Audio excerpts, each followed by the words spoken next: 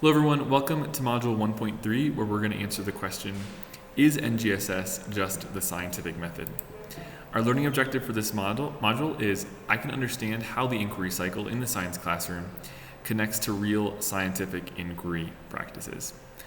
So to get started, I want to tell you a little bit about my first year teaching science. I was a teacher in Wilmington, Delaware in the United States. I walked into the classroom that first day of new teacher orientation, and my mind first started going towards how do I decorate this science classroom. I raided the science department closet and came up with posters that weren't exactly like this, but looked awfully similar to this, that show the stereotypical, which I'm sure we're all familiar with, scientific method. Question, research, hypothesize, experiment, analyze, share, or something along those lines, depending on how it's worded, right? I think we're all probably familiar with the scientific method. Where'd the scientific method come from? Well, it all started back in December 1945 in an issue of Science Education, which is an academic journal. The author, Orion Kieslar, published an article called The Elements of the Scientific Method. And in that article, I'm going to move my face a second, he says, in this way, a sequence of 12 major steps in the scientific method was evolved, organized in the order in which these might logically be expected to occur in the solution of any scientific problem of such nature as to involve all 12 steps.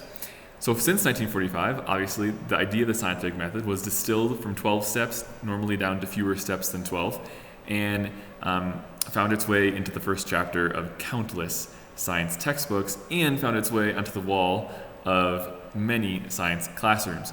Our question today then is, after looking at these posters, scientific method versus NGSS, are they the same thing?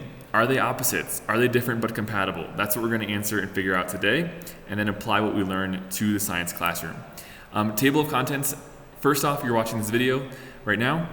Secondly, you're going to access the discussion board where there's a video. Please watch the video and then respond to the prompt on the discussion board.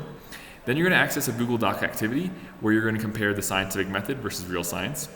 Then you're going to access the second video, and last but not least, do a Padlet, respond on a Padlet board. I'll also include some optional resources at the end of this lesson, so make sure to check those out as well. Thank you again to Tri Association for making this course possible, and I look forward to seeing some of what we do in the rest of this lesson. Thanks, guys.